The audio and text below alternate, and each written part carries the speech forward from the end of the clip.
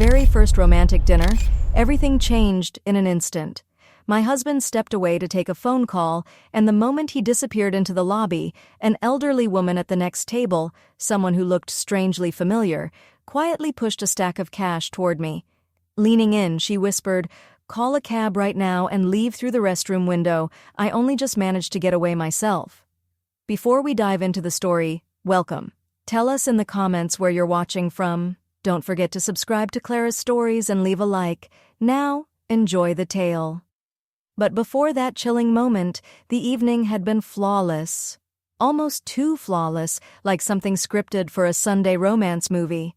Lydia Brooks, a black woman of 36, sat in the most luxurious restaurant in the city, the Grand Oak Room, unable to stop smiling. For the first time in her life, she felt truly settled, and across from her sat her new husband, Elias Sterling. Husband. The word still felt magical. Their courthouse wedding had been just 2 weeks ago, and she still wasn't used to hearing it. "Lydia, what's that smile for?" Elias asked, his eyes glowing in the chandelier's soft light. "Did I miss something?" She shook her head and took a sip of her chilled champagne, the bubbles dancing on her tongue.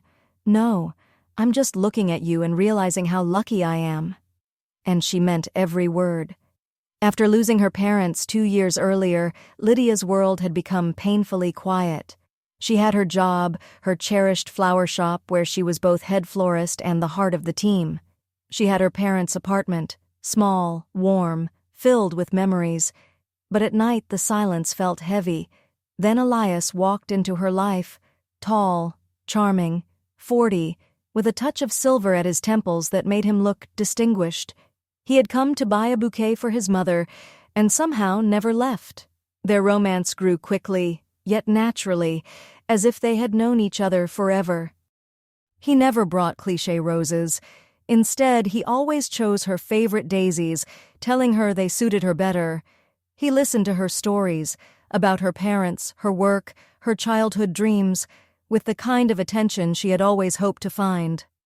"I'm the lucky one," Elias said now, placing his warm hand over hers. "Finding someone like you in today's world, that's a real blessing. My mother won't stop talking about you. She keeps asking when we'll finally bring your things into our new place." Lydia laughed softly. They jokingly called their future shared condo their family fortress. Elias still lived with his mother, Johanna Sterling, a woman respected across the city. She worked at City Hall and carried herself with a calm authority Lydia admired. Johanna had welcomed her warmly from the very beginning. The waiter refilled their champagne with perfect posture. The restaurant manager himself had already stopped by twice, speaking only to Elias, addressing him by name with an almost reverent tone. Lydia wasn't sure why he treated him with so much respect, but Elias acted as if it were nothing new. "You know," Elias continued after another sip of wine, "I talked to my mother today. She's thrilled for us. She says I finally made the right choice, and that you're the best thing that happened to me." It warmed Lydia's heart. She knew Elias had dated before, but he never went into detail, just mentioned things didn't work out, and she never asked further. The past belonged to the past. Suddenly his phone buzzed in his pocket. Elias checked the screen, irritation flickering in his expression. "Sorry, darling," he said, rising. "Work. They won't stop unless I pick up. I'll step outside for just 2 minutes. Go ahead and order dessert. Your favorite, the raspberry one." He kissed her forehead and walked toward the lobby. Lydia watched him go, admiring the confident way he moved, the sharp cut of his suit. She smiled again. Everything felt perfect. She let her eyes drift around the room. Elegant guests, soft music, gentle clinking of glasses. At the table beside hers sat an elderly woman, alone. She wasn't eating, just slowly stirring her tea while watching Lydia with an intensity that made her uneasy. Lydia offered a polite smile, but the woman didn't smile back. There was something familiar about her, and then Lydia realized where she knew her from. Of course, she was a regular at the flower shop, the sweet older lady who always bought bright orange gerbera daisies. The staff jokingly called her Gerbera Elsa. Her real name was Elsa Miller. thoughtful, gentle, always wishing them a nice day. But tonight, she looked nothing like the cheerful woman from the shop. And the moment Lydia recognized her, Elsa's expression changed, as if she had been waiting for exactly that. She shot a quick glance toward the entrance where Elias had disappeared, then pushed herself up from her chair, leaning heavily on the table as if her legs might give out.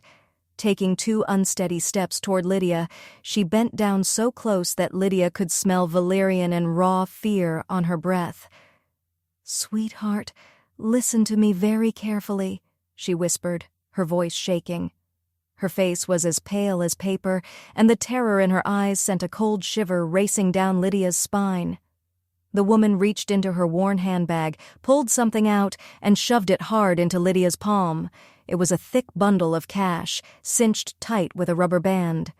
"He's not who you think he is," the old woman breathed, her cold fingers clamped around Lydia's hand like a vice. "My daughter married him. She never came back. Do you understand? She disappeared. Call a cab right now and leave through the window in the restroom.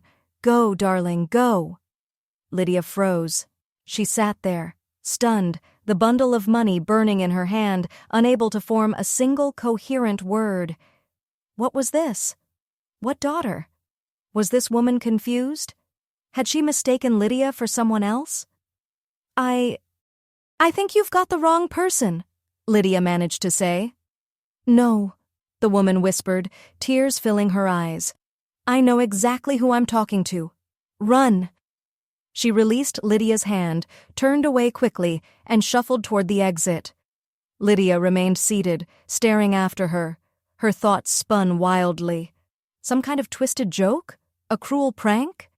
But the money in her hand was real, and the terror she'd just seen in the woman's eyes was no act. She looked toward the main entrance, and then her heart seemed to stop before slamming back into motion. 2 men stood in the doorway. Both were huge, with shaved heads and dark, awkward leather jackets that looked completely out of place in the elegant restaurant. They weren't searching for a table. They were slowly, deliberately scanning the room, and then their gaze landed on Lydia. They were looking straight at her. She had never seen them before in her life. Elias had once mentioned cousins, but these men did not resemble friendly family members in the slightest. In that instant, the old woman's warning stopped feeling like the rambling of a confused stranger and turned into something solid and terrifying. The danger was no longer abstract. It was standing 30 feet away, staring right at her. Lydia stopped thinking. Instinct drowned out every rational thought. She shot to her feet, grabbed her purse, shoved the cash inside, and knocking over a chair, bolted toward the corridor that led to the restrooms. Someone gasped behind her. She didn't look back. The ladies' room. She burst inside, slammed the heavy door, threw the bolt, and pressed her back against it, dragging in ragged breaths. Her heart pounded somewhere in her throat. What was happening? What on earth was happening? A cab. A window. The old woman's words hammered in her head. She snatched her phone from her purse. Her hands were shaking so hard she dropped it on the tiles twice before finally managing to open the taxi app. Address. What address? Not home. Absolutely not home. The shop. Work. The one place that felt like safety. While the app searched for a car, she scanned the room. Small frosted window, high up near the ceiling. She climbed onto the marble counter under the sink to get a better look. Her stomach sank. Thick metal bars were set into the wall over the window. No way through, no way out. Her phone buzzed in her hand. A notification. A white Ford Focus, license plate ending in 730, was on its way. Arrival in 3 minutes. 3 minutes. She jumped back down to the floor. She'd have to use the main entrance. No matter what those 2 men were doing there, she would push past, run into the street, jump into the car, and tell the driver to just go. She inhaled deeply, trying to gather her courage, and reached for the bolt on the door. Before she could slide it back, she saw a shadow in the gap near the floor. Someone was standing just outside, blocking the way. The door opened a crack, and in the frame stood the restaurant manager, Victor Sterling, the same man who had been all smiles with Elias just minutes earlier. Now there was not a trace of warmth on his face. He looked at her with cold, open disdain. "Excuse me, I have to get out," Lydia muttered, trying to move around him. "I'm afraid you'll need to wait a moment," he replied evenly, not stepping aside. From the corridor behind him, she heard a voice she knew all too well. "It's all right, Mr. Sterling," Elias said, his tone soft, familiar, almost tender. "My wife is just a bit emotional. It's been a long week. I'll talk to her myself." The manager gave a silent nod, stepped backward into the corridor, and pulled the door closed. Then Lydia heard the worst sound she had ever heard in her life, a dry, metallic click, the sound of a key turning in the lock from the outside. She was locked in. She was trapped. And in the hallway, she could already hear her husband's footsteps. Lydia yanked at the handle once, twice. The door didn't move. Solid oak. A moment ago, it had just been a restroom door. Now it felt like a wall of a cell. Beyond it, she could hear Elias speaking in that calm, reasonable tone he used when he wanted to reassure someone. "Lydia, please, open the door. What's wrong? You scared me." "Mr. Sterling, it's nothing," he added smoothly. "She gets migraines. She gets like this sometimes. I'll calm her down." Migraines? He was inventing it on the spot. The lie slid from his tongue so smoothly that cold sweat broke out along Lydia's back. This man, her husband, was suddenly a stranger. All the warmth, all the care, all the tenderness, how much of it had been real? How much had been a carefully built mask? The only truth she could feel now was the locked door, the two men waiting in the dining room, and the frozen horror in that old woman's eyes. Panic surged through her, making it hard to breathe. She looked around the restroom again, white tiles, gilded faucets, a huge mirror showing a pale woman with wild, frightened eyes. That couldn't be her. Lydia Brooks, head florist, calm, practical Lydia, who could handle any stubborn flower and any demanding customer. She didn't end up in stories like this. Things like this only happened in cheap late-night dramas, not in real life. She had to act, do something, think. The window was barred. The door was locked. She could scream, bang on the door, call for help. But who would believe her? The manager was clearly on Elias's side. To the guests outside, they would only hear his caring voice explaining that his wife wasn't feeling well. If she started shouting and pounding on the door, everyone would assume she was overreacting, and then those so-called cousins would appear, take her by the arms, and escort her out. Into a car she might never leave. She didn't even want to imagine what might happen if she stayed a second longer. Her eyes darted wildly around the restroom, searching for anything, any chance at escape, and then she saw it. Mounted on the wall beside the door was a small red box with a black button sealed behind glass. The fire alarm. She hesitated for a single heartbeat. This would trigger chaos, embarrassment, questions. But her life was already far past the point of embarrassment. That alarm was her only lifeline. The decision hit her like lightning. She refused to sit still and wait for whatever fate Elias had planned. She would fight back.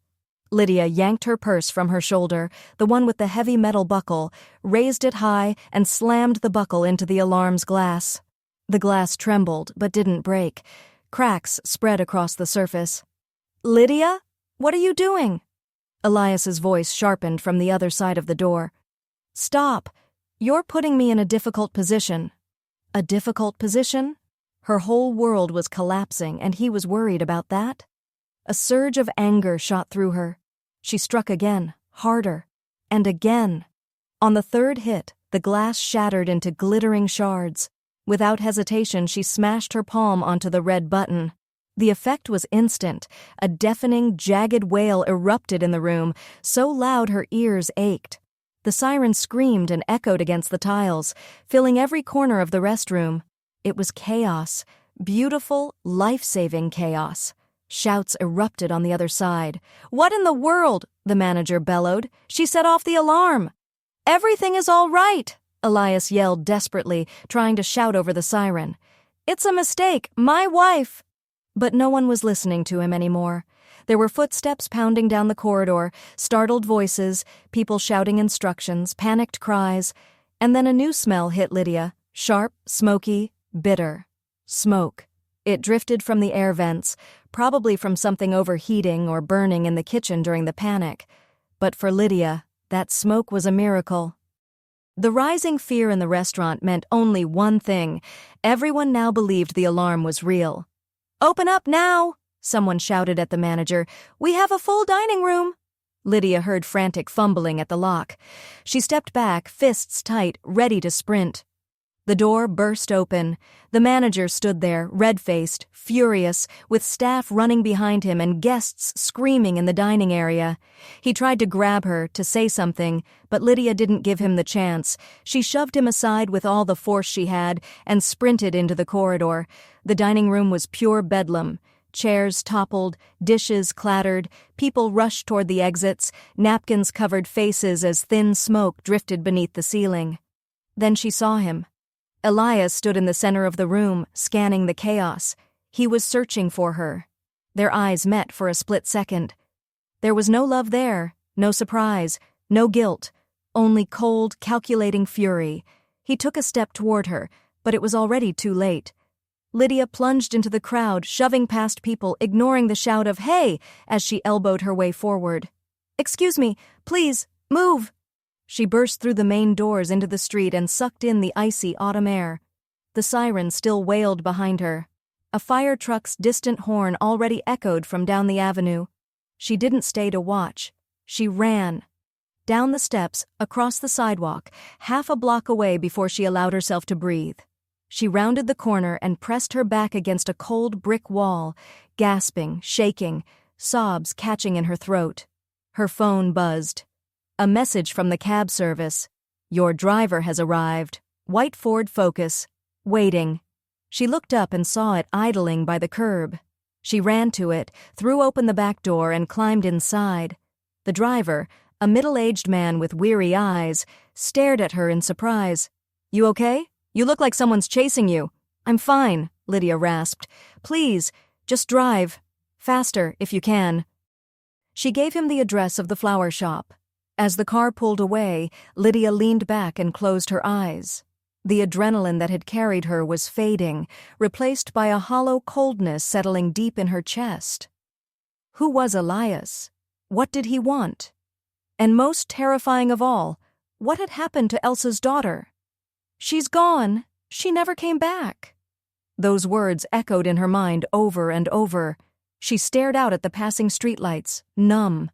Mechanically, she pulled the bundle of cash from her purse, counted out the fare, and handed it to the driver when they stopped in front of the shop. "Keep the change." She stepped out, standing before the familiar sign, Lydia's Flowers, her haven, her world. Hands trembling, she fumbled with her keys, missing the lock twice. Finally, the door clicked open. The moment she stepped inside, the scent of soil, roses, and lilies wrapped around her like a blanket. Home. She locked every bolt. In the small back room, with its old couch, tiny table, laptop, and kettle, she finally collapsed onto the couch. And only then, for the first time that night, the trembling overtook her completely. She wrapped her arms around herself and sat there shaking, trying to breathe, trying to steady her mind. What now? Go to the police? And what would she say? "My husband locked me in a restroom and a stranger handed me money and told me to run." They'd dismiss her in a moment, tell her it was a misunderstanding, a quarrel, something trivial. They wouldn't understand. They wouldn't help. And she knew it. She had nothing except the cash Elsa had shoved into her hand. All her savings, everything she had carefully built over the years, lived inside her bank account. And now she needed to protect it, immediately, transfer it, move it, hide it, anywhere Elias couldn't reach. She didn't know whether he even had access, but after tonight, she wasn't willing to take any chances. Lydia pulled her old work laptop from beneath the counter. It whirred and groaned as it woke up, the screen flickering before finally settling into a dim glow. She went straight to her bank's website and typed in her username and password. Her fingers shook so badly she mistyped twice. then 3 times before finally getting in. The familiar dashboard appeared, and for a moment, a tiny, fragile moment, relief washed over her. Her money was all there, every dollar. She clicked on the transfer page, selected Transfer to another card, and typed in the number of her old payroll card, the one she hadn't used in ages but still worked. She entered the full amount. Everything. Her phone buzzed with a verification code. She typed it in and hit transfer.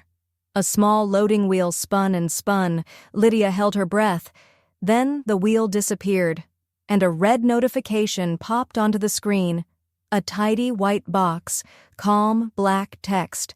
The kind of message that didn't look threatening until you read it. Transaction denied. Your accounts have been temporarily frozen due to a report of suspicious activity. The report was filed by your lawful husband, Elias Sterling. Lydia stared at the words, unable to blink. The red letters glowed in the dim room, burning into her mind like branding iron. That word, husband, the word that had felt warm and beautiful just an hour ago, now felt like a trap snapping shut. He had planned everything. While she sat smiling at the restaurant table, trusting him, believing in him, he had already been taking steps. He didn't just want to frighten her. He wanted to eliminate her options, strip away every escape. He wanted control. Desperate, she closed the notification and tried again. Same process, same card, same amount, same code. Transfer denied. The cold she had felt earlier crept deeper, not just into her skin, but into her bones, her chest, her mind. She wasn't trembling anymore. She was frozen. The flower shop wasn't safe. Not truly. Elias knew this place. He knew she loved it. He knew she would come here. If she stayed, he or those men would arrive. Soon. She had to run. But where? Only one place came to mind, the one he couldn't take from her, the one thing he couldn't legally block or freeze, her apartment, her parents' home, her sanctuary. He could take her money, but he couldn't take that. She snapped the laptop shut, shoved it into her bag with Elsa's cash, threw on her coat and slipped outside, turning her key twice in the shop's lock. The night air was sharp and empty. Cars hummed in the distance. Every shadow made her flinch. She ordered another cab. While she waited, she jumped at every approaching engine. When the car finally arrived, she climbed in fast, giving her address in a strained whisper. As the cab drove through the familiar streets, memories bombarded her. Here, Elias helping her hang new wallpaper. There, laughing together while choosing a couch. Last week, him bringing her coffee just to make her smile. Every warm moment now felt poisoned. Every gesture, rehearsed. Every word, part of a plan. The cab turned onto her block. The building she had loved her whole life came into view. The old brick, the worn railings, the huge maple tree that always shed leaves too early. She paid and stepped out before the driver could even tell her to have a good night. Her heart raced, but something else pulsed in her chest now. A spark of hope. Inside that apartment, behind those familiar walls, she would be safe. She would lock every bolt. She would breathe. She would think. Tomorrow morning she would make a plan. She ran up the creaking stairs to the 3rd floor. Door 27. Her door. Her refuge. Hands shaking, she rummaged through her bag until she found her keys. They slipped through her fingers and clattered on the floor, the metallic echo bouncing painfully through the stairwell. She snatched them up, exhaling hard, and tried the first lock. The key slid in only halfway, then hit something solid. She flipped it over. Tried again. Same result. A surge of confusion hit her. She tried the second lock. No movement. The key stopped exactly the same way. That couldn't be possible. She tried again, forcing it, pushing harder, but the key refused to turn. Had someone jammed something into both locks? Why? Her breath quickened. That creeping panic she'd been fighting off all night clawed back with full force. She knocked, soft at first, then louder. "Open up, please! Open the door!" No sound, no footsteps, no answer. She hammered her fists against the wood, kicking until her foot throbbed. "Open the door! This is my home! I live here!" Her voice cracked into a raw, desperate scream. A door across the hall suddenly clicked open. Tamara Davis, her neighbor since childhood, peeked out. "Lydia! What on earth is going on? Why are you shouting?" "I can't get inside," Lydia gasped, turning toward her. "The locks! They won't open! Something's wrong!" And then her door 27, slowly opened. But the person standing in the doorway was not Elias, not a police officer, not anyone she had ever seen.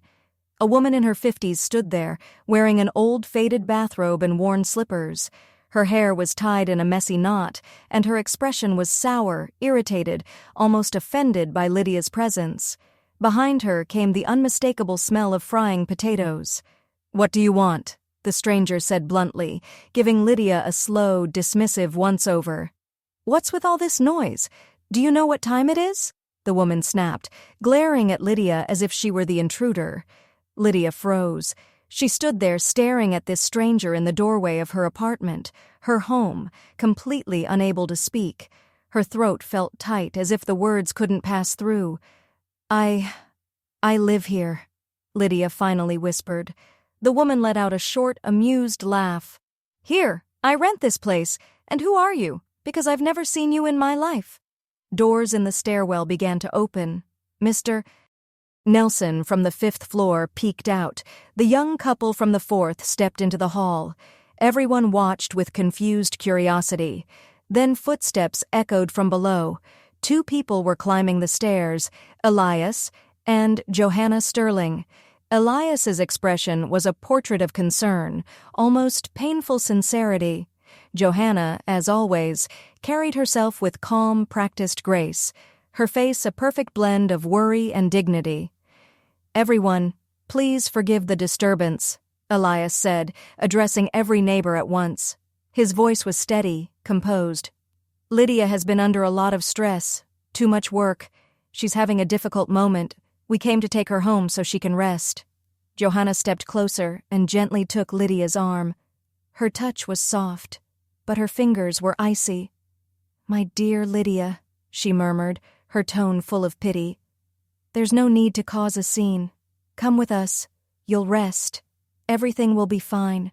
We only want to help you." The neighbors who moments earlier were confused now exchanged understanding glances. Of course, Johanna Sterling, respected deputy chair of the Metropolitan Housing Authority. If she said Lydia needed rest, then it must be true. Their gazes shifted. They now looked at Lydia the way people look at someone who has momentarily lost control, with sympathy and suspicion. "This is my apartment," Lydia cried, yanking her arm free. "My parents' apartment. What is this woman doing inside?" "Lydia, sweetheart, maybe you're confused," Tamara Davis said gently as she stepped into the hall. "You told me you were having problems, debts. It must be embarrassing, accusing such an honorable woman as Mrs. Sterling. They're trying to help." Elias sighed as though burdened by a heavy truth he wished he didn't have to reveal. "Tamara, you're right," he said softly. "Lydia had financial difficulties. To keep creditors from taking her apartment, we temporarily transferred the property rights to my mother. It was just a protective measure." He paused for dramatic effect. "And while everything was being sorted out, my mother legally rented the apartment to this tenant, so it wouldn't stay empty. Everything is documented." The woman in the bathrobe instantly chimed in. Yes, I rent from Mrs. Sterling. I have a contract. All official." The lie hit Lydia like a slap. It was so outrageous, so bold, that for a moment she couldn't breathe. "What debts? What creditors? You're all lying," she screamed, her voice cracking. "I never signed anything. Nothing." Elias gave her a sad, pained look, the kind that made her seem irrational.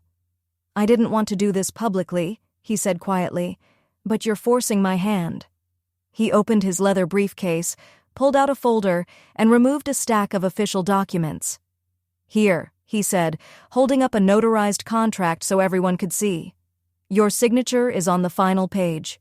He stepped toward Lydia and unfolded the last sheet right in front of her face, and there it was, her signature, clear, flowing, unmistakably hers. Brooks, Lydia. A memory struck her like a lightning flash. 2 evenings ago. The soft glow of the TV. Elias beside her on the couch, tender and relaxed. "Sweetheart, these are just utility forms and registration papers, stuff we have to update after the wedding. Could you sign in a few spots? I'll take care of the offices for you." She had smiled. She had trusted him. She had signed everything he handed her without looking. The signature wasn't forged. She had signed it herself. She had handed him her home with her own trusting hand. Lydia stared at her handwriting, the familiar letters blurring, and the world around her fell silent. The whispers from the neighbors faded. Johanna's soothing voice vanished. The tenant's annoyed sigh disappeared. Everything became a dull, distant hum, like the muffled roar of the ocean inside a shell. All she could see was her own name, her own betrayal of herself. "See, my love?" Elias's voice cut through the numb fog. "You simply forgot? You're overwhelmed. Come with us, have some tea, rest. Everything will make sense in the morning." Johanna took Lydia's arm again.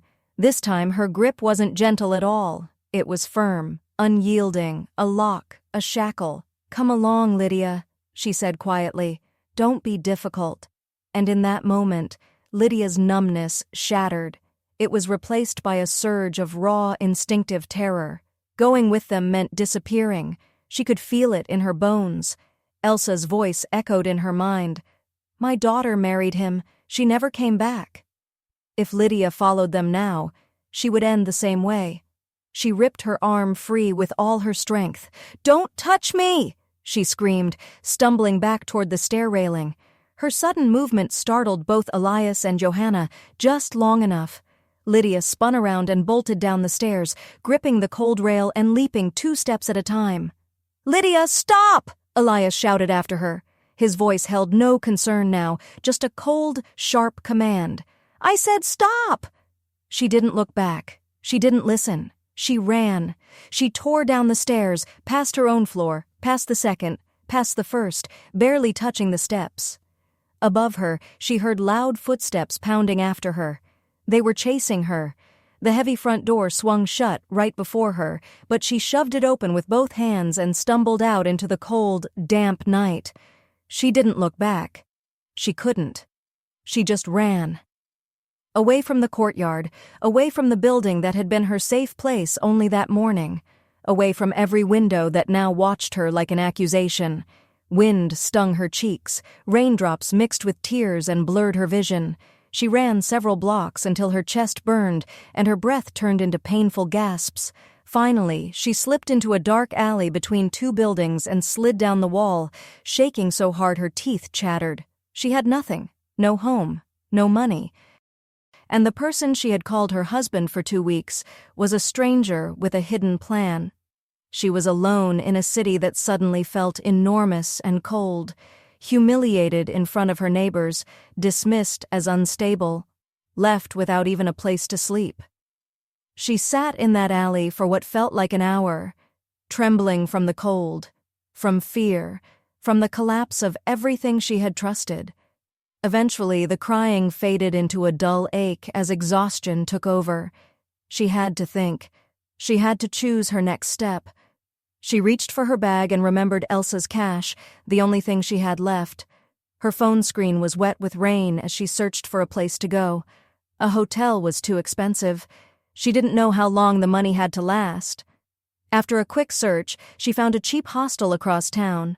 She called a cab, forcing her voice to remain steady, and stepped back out into the freezing wind. The hostel was run down, with a flickering sign and the faint smell of dampness mixed with cleaning chemicals. The night clerk, barely awake, took her money and handed her a key without asking questions. The room was tiny, an iron bed, a nightstand, a window that stared straight into another building's blank wall, but it had a door and a lock. That was enough.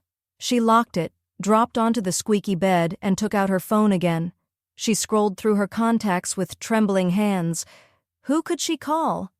A friend. What would she even say? That her husband had stolen her apartment 2 weeks after their wedding. No one would believe her. They would think she was confused or exaggerating, just like the neighbors. Her boss? Absolutely not. He wouldn't tolerate personal chaos. Her thumb hovered over name after name until it stopped on one. Elsa Miller. Gerbera Elsa. She had saved Elsa's number months earlier when she called to order a bouquet. Elsa, the one person who had warned her, the only person who had tried to help. Hands shaking, Lydia pressed the call button. Her heart thudded painfully. What if Elsa didn't answer? What if the old woman regretted getting involved? After several long rings, a quiet, strained voice finally answered. Lydia whispered, "Elsa, this is Lydia, from the flower shop." Silence. Lydia feared the call had dropped, until Elsa's voice broke through. "Oh, sweetheart, finally." Relief flooded her words. "You're alive? Where are you? Are you safe?" "No," Lydia said, choking on the word. "I'm not safe at all." In broken sentences, stopping often to breathe through tears, she told Elsa everything. The frozen accounts, the locks she couldn't open, the stranger living in her apartment, the contract with her own signature on it. Elsa listened without interrupting once. When Lydia finished, Elsa spoke only 3 words, but they carried more strength than anything Lydia had heard all night. "Give me the address." "I'm coming." 40 minutes later, a soft knock sounded on the hostel door. Lydia opened it and found Elsa standing there. Without hesitation, the older woman stepped inside, looked around the shabby room, then wrapped Lydia in a gentle, awkward hug, one filled with more genuine care than Elias had ever shown. "Come with me," Elsa whispered. "You can't stay here." Elsa's apartment was small and modest, but warm and spotless. It smelled of herbs and old books. Photographs lined the walls, mostly of a young woman with bright eyes and a kind smile. In one picture she wore braids, in another a graduation gown, in another she was laughing, holding a huge bouquet of orange gerberas. "That's Vera," Elsa said when she saw Lydia looking. "My daughter." She led Lydia into the kitchen, set the kettle on the stove, and placed jam on the table. Lydia sat quietly, staring at Vera's portrait. "She loved your shop," Elsa said, pouring tea. "She said you always had the freshest flowers and the best eye for detail. She said you weren't just selling flowers, you created something special." "That's why I recognized you right away." Elsa sat across from her, her face pale and lined with exhaustion. "What happened to you," she said softly, "is almost exactly what happened to her." Lydia's breath caught. Elsa continued. "He arrived just as suddenly, charming, thoughtful. After 3 months he proposed. Vera had her own small apartment, her grandmother's gift. A month after the wedding, he convinced her to sign it over to him. He said it would help them get a bigger mortgage for their future home, that it was just a formality. She believed him." Elsa paused to steady her shaking hands. "And 1 month later they went out on a boat, or that's what he claimed. A sudden storm, he said. He told everyone the boat tipped over, that Vera wasn't a strong swimmer, that he tried to save her." Elsa's voice cracked. "They found him on the shore, shaken and cold. They found her 2 days later. The authorities called it an accident." "Oh my God," Lydia whispered. "He played the grieving husband." Elsa let out a bitter, hollow laugh. Everyone pitied him, and because he was the sole heir, her apartment went straight to him. He sold it 3 weeks later. She looked Lydia directly in the eyes. "But I never believed him. Not for a moment. I started digging quietly, bit by bit, and I discovered that my Vera wasn't the only one." She took Lydia's hand. "So when I saw you standing next to him in your shop, I knew you were next. I followed you. I waited, and when I saw you in the restaurant today," Elsa said quietly, "I realized it was my only chance to warn you." Lydia sat motionless. Vera's story wasn't just similar to hers, it was hers. Only the ending was missing. The ending involving a boat and an accident. "But how?" Lydia whispered. How do they manage all this? The documents, the notary, the contracts. It all looked completely legitimate. Elsa held her gaze, a long, heavy look that made Lydia's skin crawl. Connections, she said. Real ones. You think Elias does all this himself? No, he's just the smiling face, the bait. The entire operation is run by his mother. Lydia stared at Elsa, unable to process it. Johanna Sterling? She breathed. But she's so respected, so caring. That's the facade, Elsa said sharply. Do you know what she actually does? Lydia didn't answer. Elsa leaned forward. All that public work of hers? It's not her real power. Johanna Sterling is the deputy chair of the Metropolitan Housing Authority. Lydia's grip tightened around her cup. A cold wave rolled through her. The Housing Authority. The place where property records were kept, where registrations happened, where signatures, stamps, and filings were verified. Elsa nodded slowly, her voice firm and grim. She has access to every database, every archive, every seal, every form. She can make any document look official. She can erase your ownership from the records as if it never existed. And no one will question it, because she is the authority. The small kitchen felt even smaller as the truth settled over it. Housing Authority. Deputy chair. Her calm smile in the stairwell. The manager's obedience in the restaurant. The neatly notarized contract pulled from a briefcase. It all fit. Too well. So that's it, Lydia whispered, her voice hollow. This is the perfect crime. Exactly, Elsa said, her shoulders sinking with exhaustion. She has everything: reputation, access, influence. She creates the documents. He plays the devoted partner. He targets women with property, gains their trust. And then the rest is just procedure. Her procedure. Lydia stood abruptly and began pacing the kitchen. The helpless despair that clung to her since the hostel dissolved. In its place came something cold and sharp. A focused, righteous fury. They had played her, used her, stolen everything she had, and smiled while doing it. And in front of everyone, they made her look like the unstable one. We have to go to the authorities, she said, stopping in the middle of the room. We'll tell them everything. Vera's story, my story. They have to listen. Oh, they'll listen, Elsa said bitterly. They'll take notes, file a report, and then they'll send an inquiry to... She paused. You know where? Lydia swallowed hard. The Housing Authority. And they'll get an official reply, Elsa continued, stamped and signed, saying that Lydia Brooks willingly, in full awareness and sound mind, transferred her apartment to Johanna Sterling, with a certified copy of the contract. Her voice darkened. They will dismiss everything you say as an attack on a respected public official. At best, they'll send us away. At worst, they'll open a case against you. Every word from Elsa was a blow. Because it was true. Against a signed document, their voices meant nothing. They were two women, one broken by grief, the other branded as unstable. So we need proof, Lydia said. Real proof. Something undeniable. Something that shows this isn't a one-time case, but a pattern. And where? Elsa asked quietly. Are we supposed to find that? She controls all the records. Lydia sank back into her chair. She needed to think. Someone. Someone outside this nightmare. Someone she trusted. A face came to mind. Val.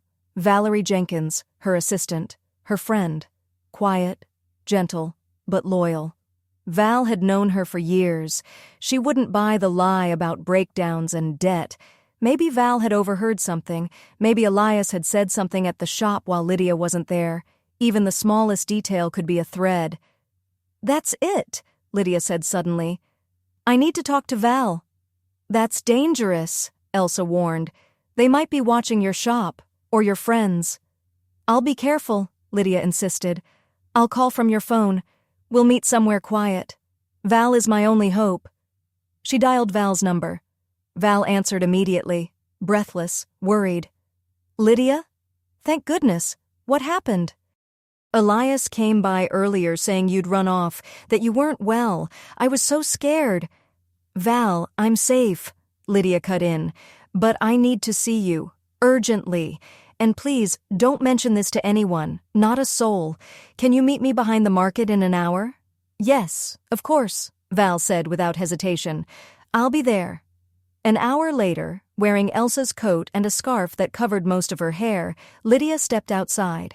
She decided to take a detour, past the flower shop. She wanted one last look at her world, the world she had lost in a single night. But as she approached the street, something was off. A small crowd had gathered, 10, maybe 15 people, standing near the entrance. A car with a local newspaper's logo was parked close by. A photographer stood beside it, snapping pictures with a large camera. Lydia's heart sank. She slipped behind the onlookers and peered between them. What she saw made her stomach twist. In the center of the crowd, bathed in camera flashes like a celebrity, stood Johanna Sterling. She wasn't wearing a robe or casual clothes. She stood there in a sharp, perfectly tailored business suit, every hair in place. She looked powerful, composed, and untouchable. She was giving an interview.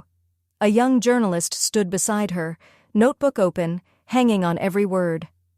"That's why working closely with residents is so important," Johanna proclaimed in her smooth, public official voice. "We at the Housing Authority support small businesses. We help entrepreneurs. Take this wonderful flower shop, for example." Lydia stared at her in disbelief.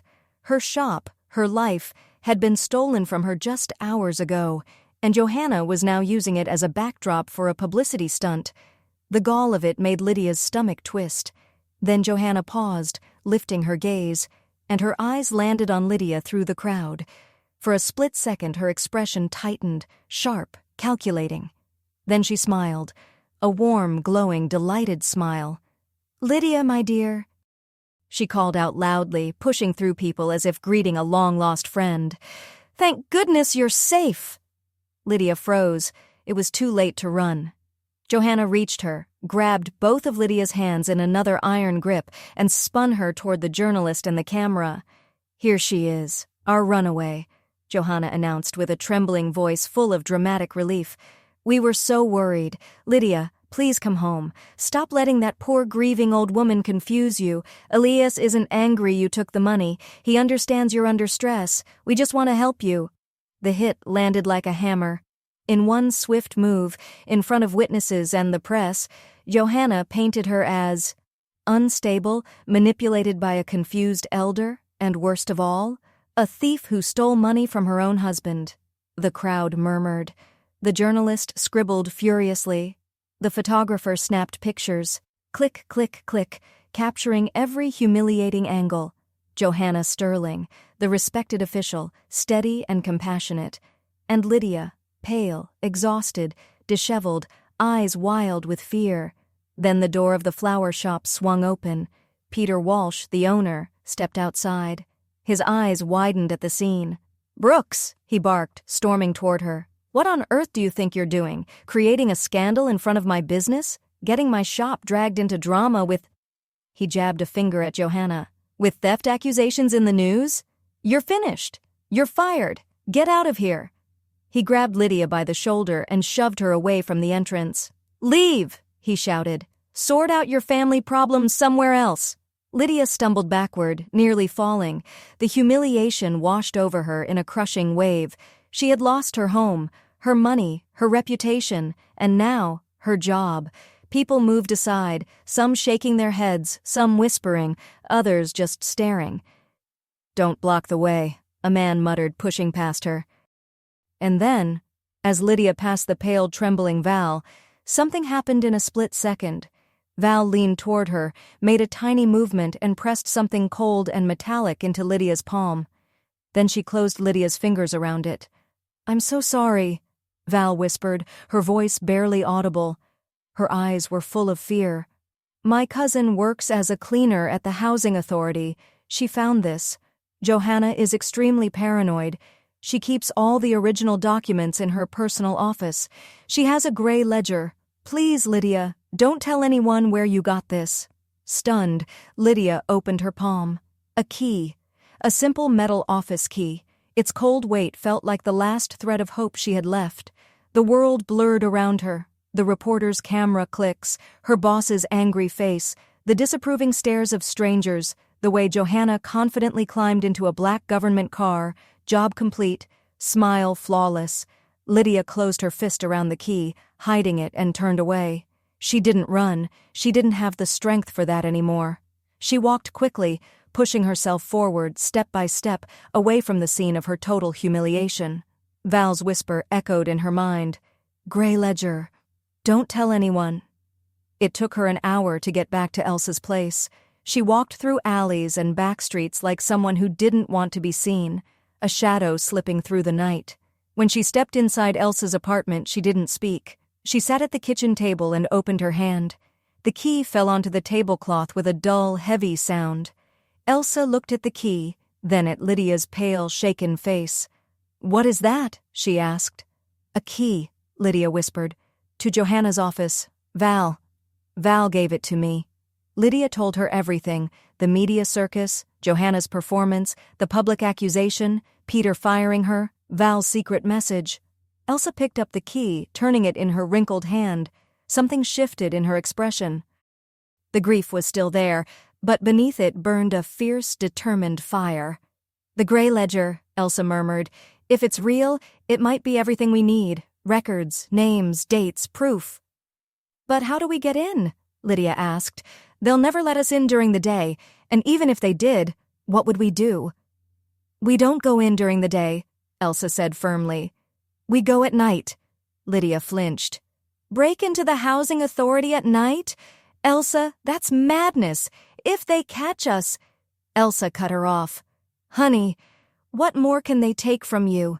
They've taken your home, your money, your job, your reputation, your entire life." She closed Lydia's hand over the key. "What do you have left to lose?"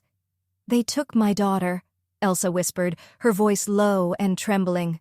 "We have nothing left to lose. This key, this is our last card. If we don't use it now, we may not get another chance. After that stunt Johanna pulled for the press today, they won't stop. They'll corner you, label you unstable, or there will be another accident. You know that." She was right. After the staged performance in front of reporters, there was no going back. Lydia would be hunted, silenced, erased.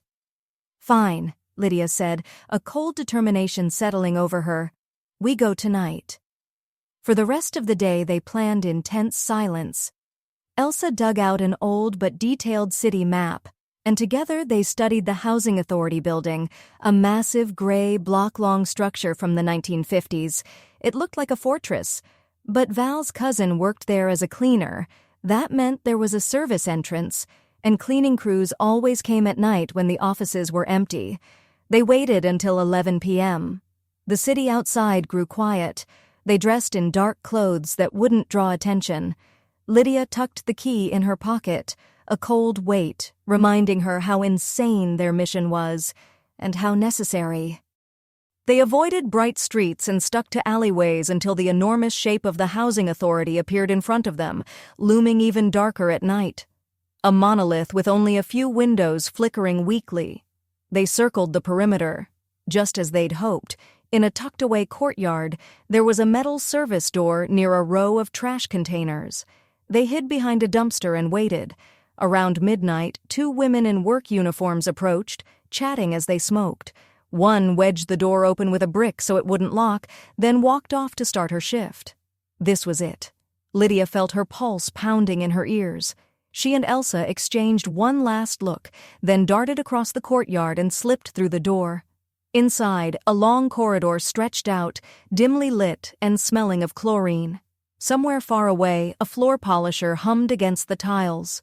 They moved on tiptoe in the opposite direction, toward the central part of the building. Empty hallways echoed their every step. The silence was so thick it felt dangerous. They passed door after door. Department of Privatization, Legal Department Archives, Johanna Sterling's office was on the third floor. The plaque read, "Sterling Johanna." Deputy Chair Lydia pulled out the key. Her hands shook so badly she missed the keyhole twice. She forced herself to breathe, slid the key in, and turned. A quiet click. The door opened.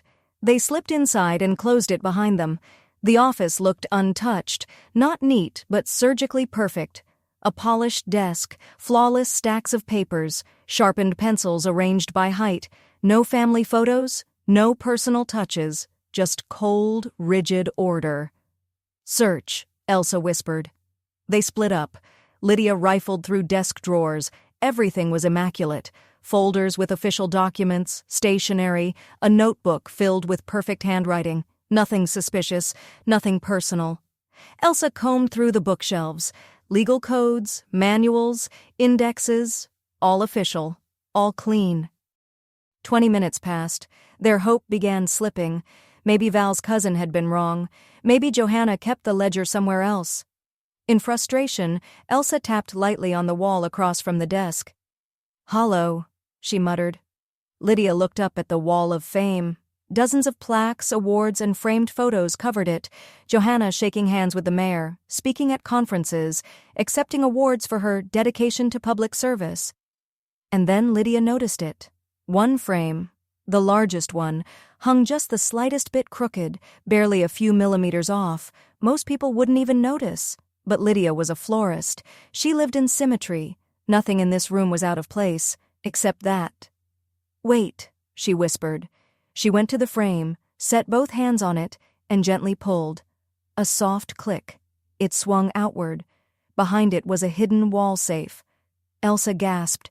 The safe was small and had a combination dial. "The code," Elsa breathed. "How are we supposed to figure that out?" But Lydia wasn't listening. She stared at the awards on the wall. Her gaze settled on a heavy bronze plaque, Metropolitan Housing Authority, founded 1955. Val had said Johanna was paranoid, the type to use a number she would never forget. Lydia reached for the dial. Slowly, steadily. 1955. A dull internal click answered her. Lydia pulled the handle. The safe opened. Inside was one object, a thick gray-covered ledger, plain, heavy, unmarked. Lydia lifted it with trembling hands and set it on the desk. She opened the first page, and her breath caught. This was more than evidence. It was an indictment. Neatly organized columns, name, property address, perpetrator, status, notes. Under perpetrator, the same name appeared on every line: Sterling, E.J. Elias, entry after entry after entry. The third entry made Lydia's stomach twist. Vera's address, her small studio apartment. In the notes column, accident, property processed. Lydia flipped the pages faster, panic rising. Entry 4. Entry 5, Entry 6, Entry 7, 8 entries total, 8 properties, 8 victims, 8 lives destroyed. Next to each one, a cold note. Vanished without a trace. Overdose, traffic accident. Each entry carried a neat, emotionless comment, and next to every single one sat copies of official documents, certified with housing authority stamps, each one bearing Johanna Sterling's signature. The 8th and final entry was hers. Brooks, L., her parents' address, her only home. In the status column, in calm, perfect handwriting, "In progress." Those 2 words sent a cold shiver rolling straight through Lydia's spine. She wasn't a person to them. She was a task, a line item waiting to be completed, a future incident already being prepared. Elsa leaned over her shoulder. She saw her daughter's name, Vera's address, the chilling note about an accident, and a broken, muffled sound escaped her. She swayed, and Lydia barely caught her. "Easy, easy, Elsa," Lydia whispered, though she felt the floor sliding out from under her own feet. "We found it. This is it. We have to move. Now." "We can't take the book," Elsa said, breath shaking. "They'll see it's missing immediately. We need a copy. Every page." "The phone," Lydia thought aloud. She grabbed her cracked, half-dead smartphone. The battery icon flashed red, but the camera still worked. She opened it with trembling fingers and began photographing each page, fast but carefully. Some photos were blurry. She retook them. The tiny click of the shutter sounded thunderous in the silent office. Elsa stood by her shoulder, gripping her tightly, staring at the pages the way a mother might stare into a courtroom verdict. "Hurry, sweetheart," Elsa whispered. "Hurry." Click. Another page. Click. Another. She was halfway through, when both women froze. Footsteps. Not slow, casual steps of a cleaner, but firm, fast, determined steps. Male steps, moving directly toward the office door. "No," Lydia breathed. She reached for the ledger, trying to shove it back into the safe, but she was too late. The key turned. The door burst open. Elias stood in the doorway. He wasn't wearing a suit, just a black turtleneck and jeans, yet he looked more dangerous than ever. Without the polished persona, he looked like pure fury wrapped in a human form, a predator whose prey had slipped from his grasp. And he wasn't alone. Behind him, pale and shaking, was Val.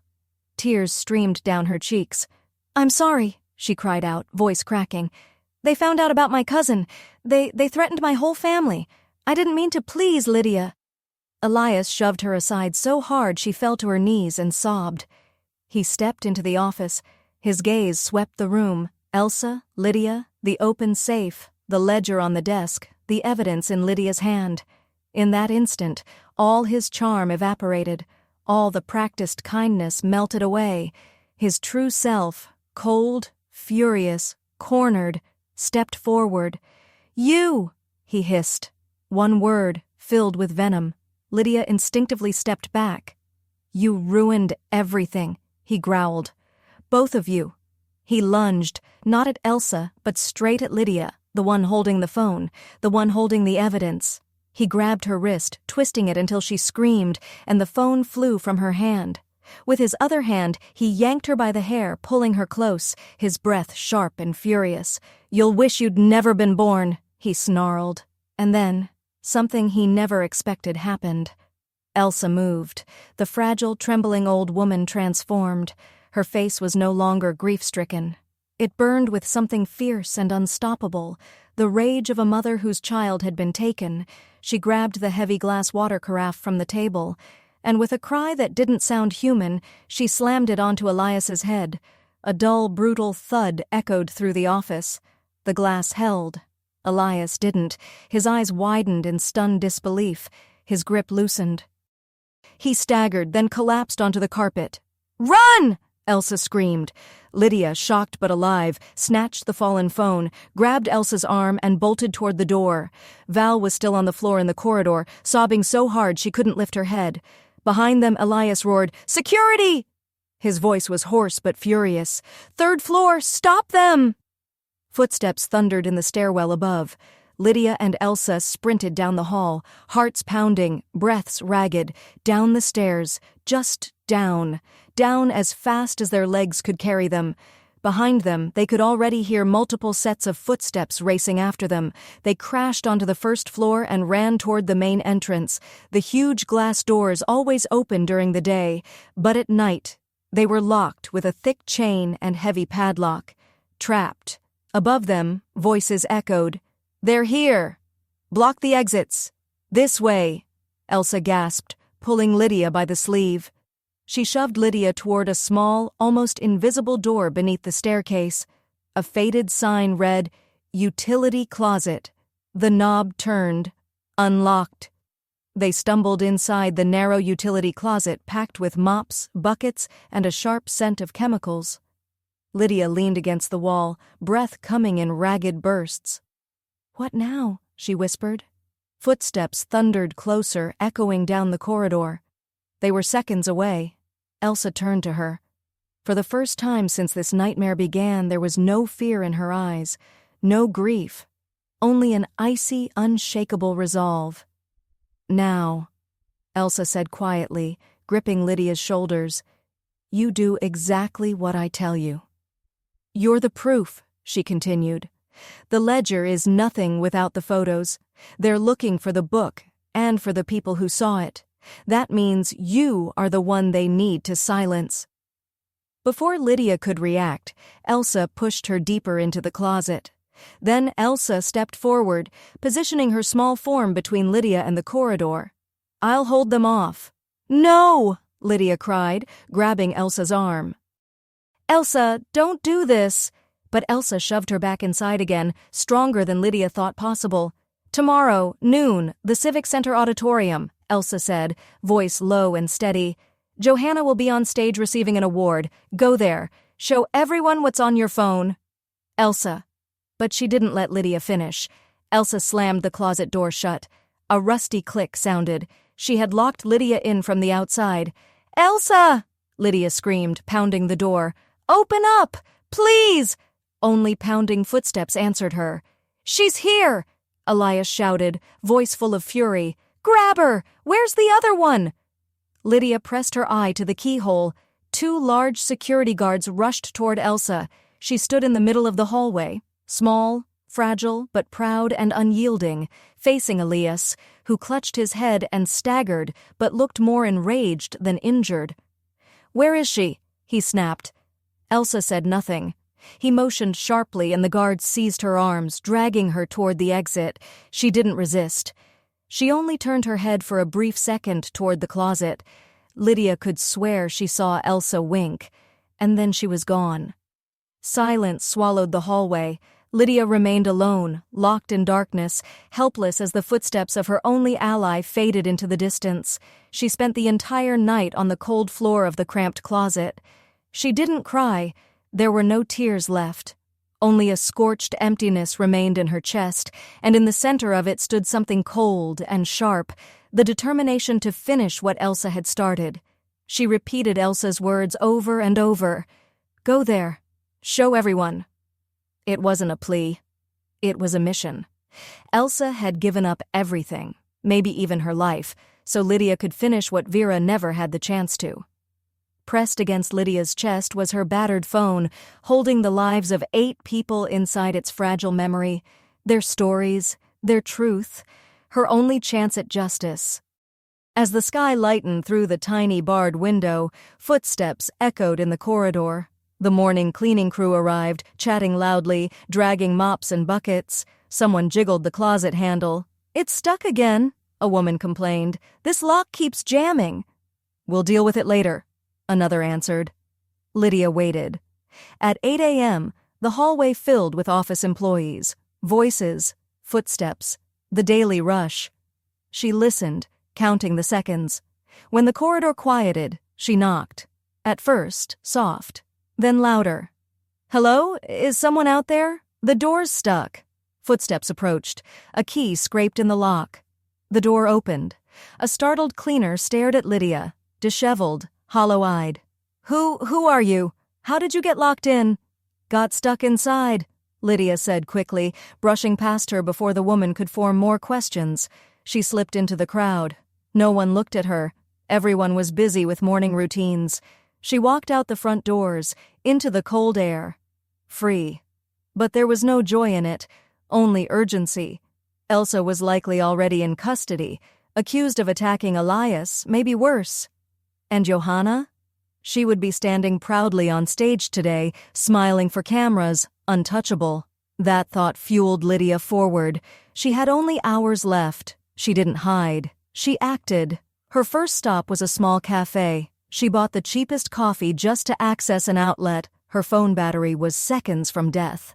While it charged, she searched for details about the event. Everything was exactly as Elsa said. Civic Center Auditorium, 12 p.m. ceremony honoring community leaders. Guest of honor, Johanna Sterling. Then the evidence. Keeping it only on her fragile phone was far too risky. She found a nearby print shop. Using some of Elsa's money, she printed every page of the ledger on glossy paper. Large, clear copies where every signature, date, and name was unmistakable. 5 full sets. Next, the most important call. In Elsa's notebook, left open on the kitchen table, Lydia found a number labeled simply, Paul, Vera's nephew. She dialed. Hello? A man answered. You don't know me, Lydia said quickly. My name is Lydia. I'm a friend of Elsa Miller. A sharp inhale sounded through the line. Lydia continued without pausing. I don't have time for details, but I know what happened to Vera. I have proof. Today at noon, Civic Center Auditorium. I'll be there. Bring the biggest portrait of Vera you have. She hesitated, then added, and if Elsa ever mentioned other families, people who lost relatives after meeting Elias Sterling, Please contact them. Tell them to come. Tell them to come too, Lydia said, and hung up before the man could answer. She had done everything she could, all that was left was to follow it through. Just before noon, she approached the Civic Center auditorium. Expensive cars lined the curb. Journalists clustered around the entrance, microphones and cameras ready. Inside, the grand hall was nearly full. Red velvet seats, golden balconies, an orchestra tuning quietly. On stage sat the mayor and several city leaders, and among them, elegant, composed, glowing, sat Johanna Sterling. Her smile was warm, her nods gracious. She looked like the very image of public honor. Lydia tucked the folders of printed evidence into her bag. Her appearance was nothing like Johanna's. Her hair was tangled, her clothes wrinkled, and a bruise darkened her cheekbone. She looked like someone who had gone through a storm and was crawling into her final battle. She stepped into the aisle. An usher tried to block her. She walked straight past him without a word. She continued down the center aisle, moving toward the stage. The music stopped. Heads turned. Whispering rolled across the hall like a wave. Johanna saw her. Her smile froze instantly, turning into a cold, brittle expression. She leaned toward a security guard and whispered sharply. Two men in suits stepped in front of Lydia, blocking her path. "Ma'am, you can't go any further," one said gruffly. Lydia stopped. She was 30 feet from the stage. Hundreds of people were staring at her. She opened her mouth to speak, but another voice rose first. In the very front row, a man stood up. He wore a simple mechanic's jacket. Lydia didn't recognize him at first. "Let her through," he said loudly. "Let her speak." He took a step forward, placing himself between Lydia and the guards.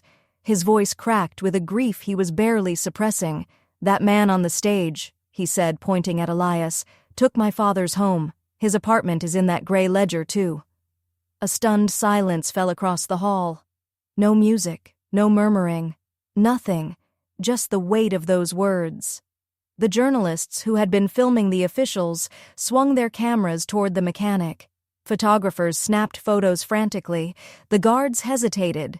Their orders were to stop Lydia, but she was no longer alone. On stage, the mayor turned to Johanna Sterling in confusion, but Johanna's face had turned rigid, like a flawless mask cracking under pressure. Her composure melted, revealing pure panic underneath. That single moment was all Lydia needed. She stepped forward, then another and another. The guards, uncertain, froze. Lydia passed them. She wasn't running. She walked. Every step echoed in the silent auditorium, each one heavier than the last. Hundreds of eyes followed the disheveled woman walking toward the city's most respected official. "Grab her!" Johanna finally shrieked. Her voice, normally smooth and authoritative, was sharp and frantic. "Get her off the stage now!" The guards flinched and prepared to move, but it was too late.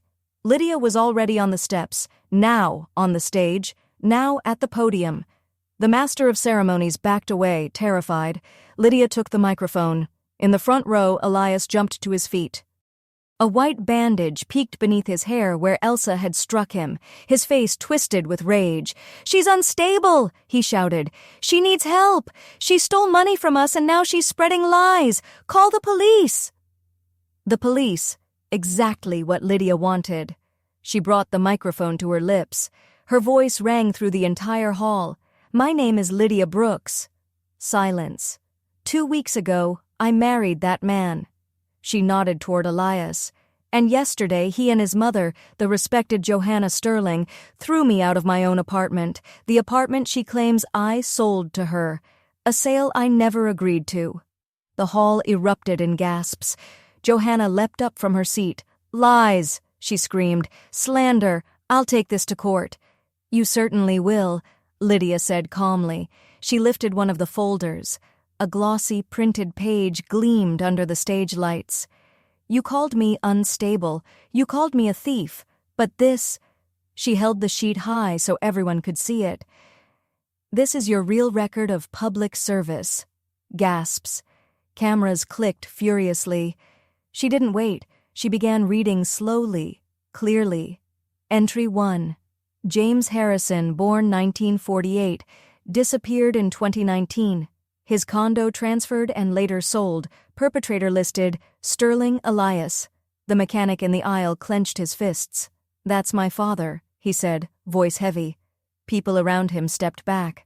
Lydia turned the page. Entry 2. Samantha Green, born 1977, died in a traffic accident in 2020. Her studio was inherited and sold. Perpetrator, Sterling Elias. Another ripple of horror crossed the hall. Lydia inhaled. Entry 3. Vera Jones, born 1988. Her voice wavered. Accident, 1 month after her wedding. She couldn't finish, because at that moment the back doors burst open. Dozens of people poured into the aisle, led by Elsa's nephew. Together, they carried a large black-framed portrait of Vera, smiling, radiant, alive. Vera's bright eyes looked out over the entire auditorium. A shudder ran through the hall. People gasped. Some covered their mouths. "It's my sister," Elsa's nephew cried, voice breaking. "And our aunt, her mother, was arrested yesterday trying to protect this woman." He pointed at Lydia. And then... chaos. People leapt from their seats. Voices rose everywhere. "My brother!" someone shouted. "Our neighbors moved suddenly," someone whispered. "I knew something was wrong," another cried. The entire hall erupted into pandemonium. People were shouting, pointing at the stage, at Johanna, frozen in shock, and at Elias stumbling in the aisle. Everything Johanna Sterling had built, over decades, her spotless reputation, her polished public image, her carefully crafted legacy, collapsed in a matter of minutes. Her name, once spoken with respect, was now whispered with disgust. The mayor, pale as paper, realized he was sharing a stage with someone who had used her authority for harm. This scandal could destroy his career, too. He leaned toward the chief of police and said something urgent, gesturing sharply toward the Sterlings. Lydia watched all of it as if through a fog. She had done it. She had spoken for Vera, for Elsa, for herself, for 7 other people whose voices had been stolen. Her mission was complete. She lowered the microphone just as police officers pushed through the reporters, forming a path to the stage. Lydia stepped down and approached the commanding officer.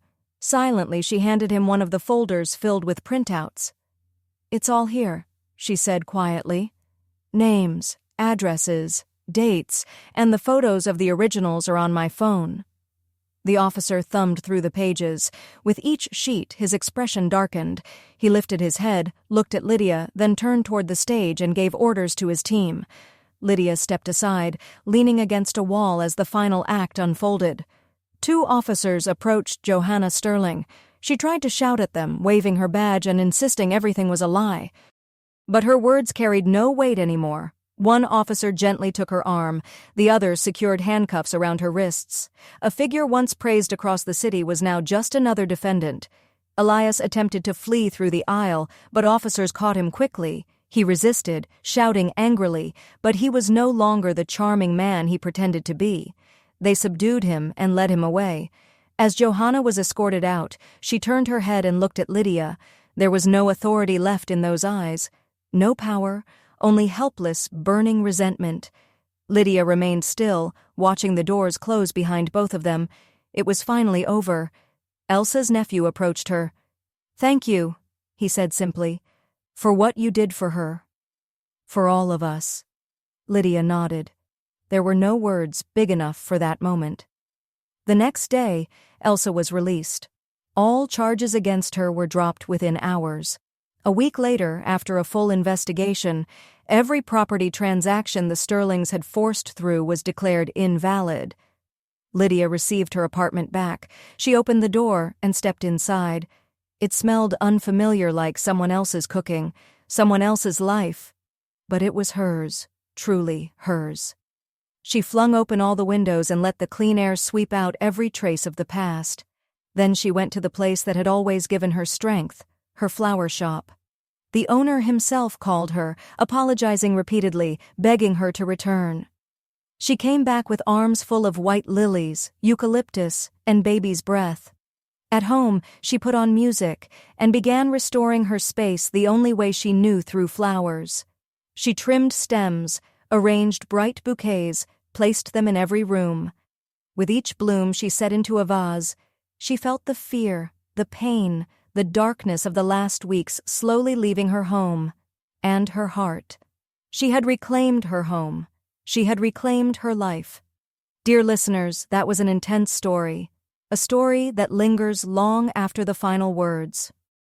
It reminds us how fragile our safety can be and how powerful it is to stand up for yourself when everything seems lost. And it raises questions. Did Lydia do the right thing? Was she right to challenge an entire system alone, risking her freedom, even her life? What would you have done in her place? And what about Elsa? She knowingly put herself in danger to help another woman claim justice. Was her sacrifice justified? I would truly love to hear your thoughts.